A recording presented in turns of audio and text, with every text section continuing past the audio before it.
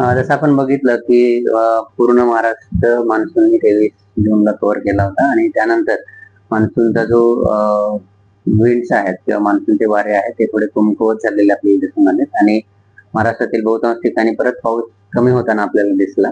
आणि आता आजपासून पुढले 7 दिवस महाराष्ट्रातील बहुतांश ठिकाणी चांगल्या पावसाची शक्यता आहे. स्पेशली 3, 4, 5 आणि 6 जुलै या दरम्यान एक कमी दाबाचं क्षेत्र बंगालच्या उपसागरामध्ये तयार होण्याची शक्यता आहे आणि त्यावेळी मान्सूनचे वारे सक्रिय होऊन कोकण किनारपट्टीसह घाटमाथ्यांवर चांगल्या पावसाची शक्यता आहे आणि म्हणून तिथे ऑरेंज किंवा रेड अलर्ट दिला गेलेला आहे. त्याचबरोबर विदर्भामध्ये सुद्धा येणाऱ्या 3 ते 4 दिवसांमध्ये चांगल्या पावसाची शक्यता आहे.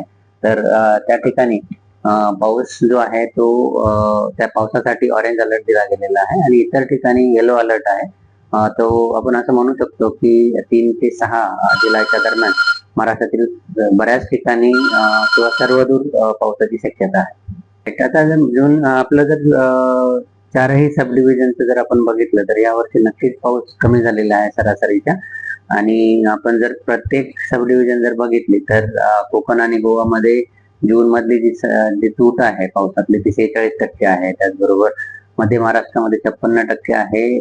त्यानंतर मराठवाड्यामध्ये 39% इतकी तूट आहे आणि विदर्भामध्ये 42% इतकी तूट आहे. त्यामुळं आपण एकंदरीत जर बघितलं तर पूर्ण महाराष्ट्रात जर बघितलं तर 47% -47% किंवा 47% इतकी तूट पावसामध्ये जूनच्या पावसामध्ये आहे. त्यामुळं पाऊस हा कमीच झालेला आहे.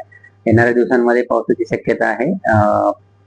पण मग त्यावर सगळ्या गोष्टी अवलंबून राहतील. तर नक्कीच पहिला जो आठवडा आहे जुलैचा त्यामध्ये चांगल्या पावसाची शक्यता आहे. पण आता जी जूनची तूट आहे ती या 4-5 दिवसामध्ये भरून निघेल असं सांगणं डिफिकल्ट आहे. परंतु चांगला पावसाचा स्पेल आपल्याला येणाऱ्या काही दिवसांमध्ये किंवा येणाऱ्या आठवड्यामध्ये बघायला मिळेल.